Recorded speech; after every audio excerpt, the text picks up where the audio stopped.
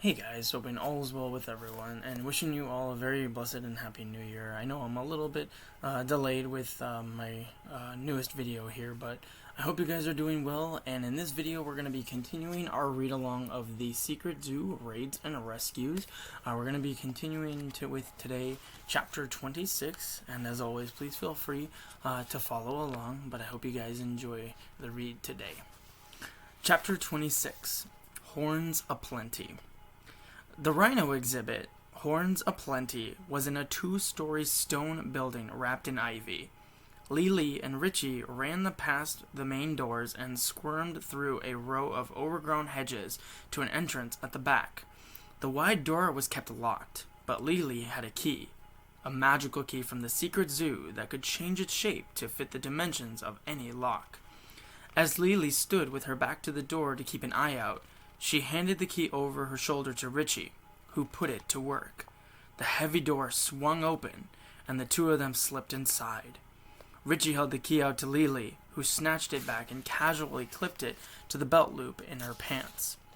They'd entered directly into the living quarters of the animals.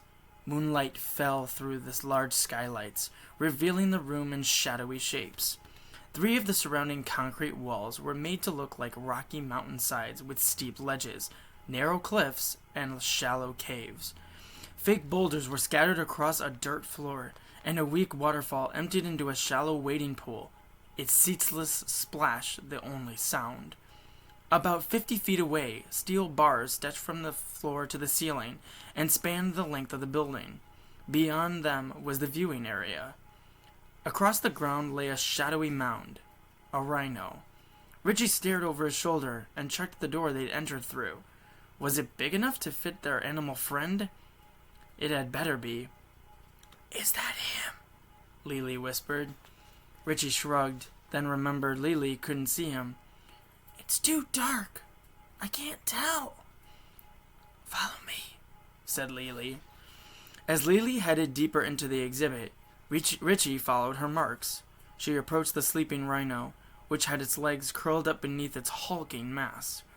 Richie crouched low and stared at the rhino's face.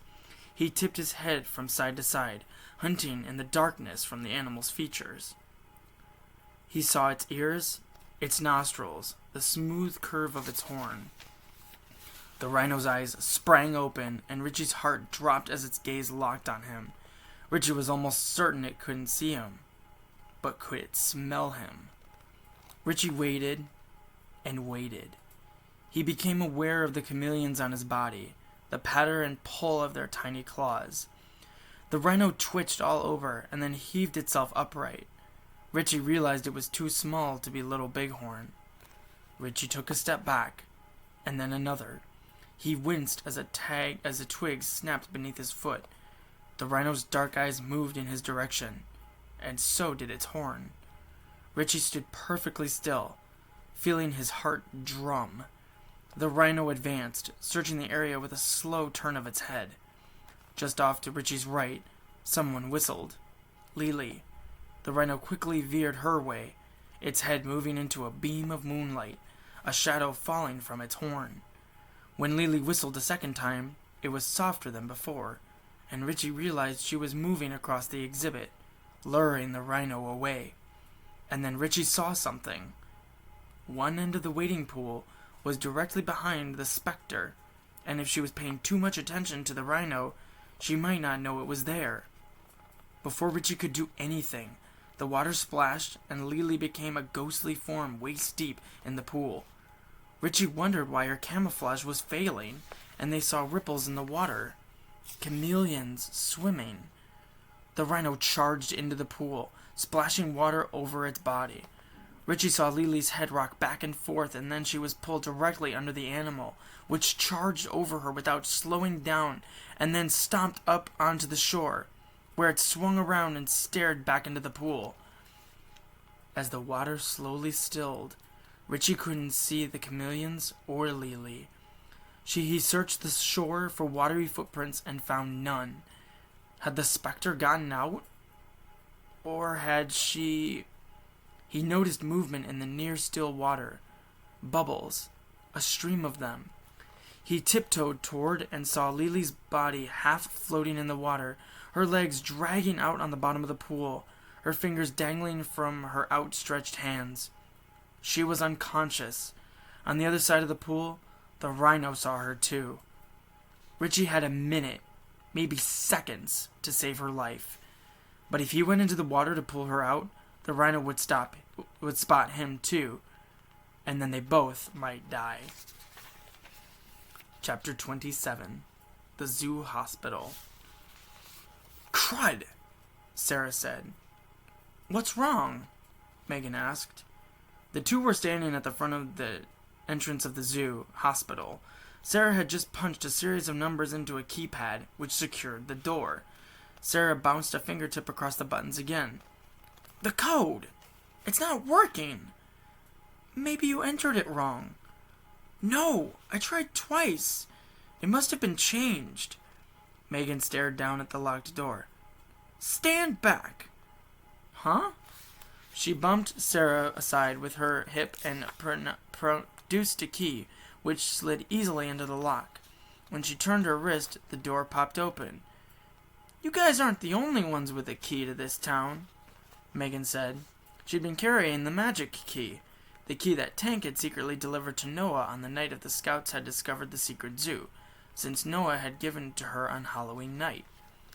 Sarah brushed past Megan to get through the door, and Megan dropped the key into one of her normal pockets and followed. The inside air smelled of animals, and cinder block walls were painted a lifeless hospital gray.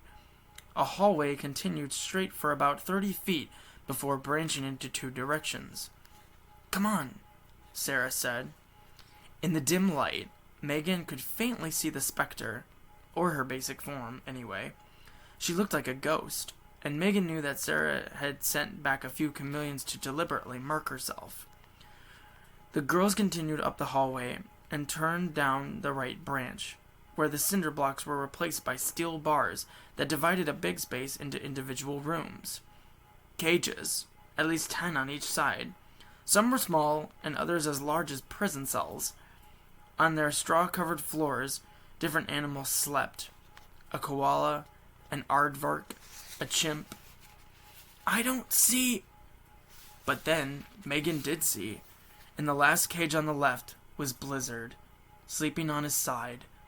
As the girls rushed down the hall, a few animals swung their heads in their direction. Blizzard looked weak, lying on the floor, and a good deal thinner. Squares of thick gauze were heavily taped to two bare spots on his side. Flimsy bits of straw were threaded through his white fur. "Blizz," Megan said.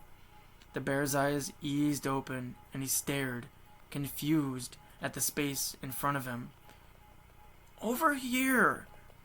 Blizzard raised his long neck and looked over toward the sound. Megan pushed the cage door. Locked. She grabbed her magic key and fitted it into the slot. The heavy door swung inward, groaning on dry hinges. Sarah grabbed her shoulder. "Stop," she said in a whisper with the urgency of a scream. What are... Shh." The girls froze in place and listened. Footsteps. Someone appeared at the branch in the hall, turned, and headed their way. A guard. He had a thin mustache, thin lips, and beady eyes. When he saw the open cage, he halted so suddenly that his narrow frame almost toppled over. For what seemed a long time, he stood perfectly still. Then he lifted a walkie-talkie to his mouth and pressed the button to transmit his voice. Chapter 28. The Ghost. Jordynn and Kaleena gathered by the three small administrative buildings near the main gates of the zoo. Inside the middle building, they knew a guard sat in front of a wall of monitors, each one showing a different area of the property in flickering black and white. The Spectre's objective? Move the guard from his post to make sure he didn't spot Blizzard or Little Bighorn escaping. Kaleena tapped her friend, then pointed to a security camera pointed high on a pole. With a nod, Jordynn headed over to it. The lens stared down at her like the shiny black eye of a robot. She momentarily opened her right pocket and allowed half of her chameleons to crawl inside. The remaining chameleons scattered along her body, but were unable to fully camouflage her. She remained partly visible, a ghostly girl with a thick afro. Jordynn took a deep breath. Then she stared into the robot eye on the camera and began to wave her arms back and forth. And I'll stop the video there, ending chapter 28. But I hope you guys enjoyed this video. As you guys may have noticed, the big part of the rescue is about to take place here. So there's a lot of intense things happening at one time. But I hope you guys enjoyed the read today. Please take good care of yourselves, and I hope to look forward to seeing you guys next time, where we'll be continuing the read along of the Secret Zoo raids and rescues. But I hope you guys have a great rest of your day. Thank you so much for watching, and take good care of yourselves.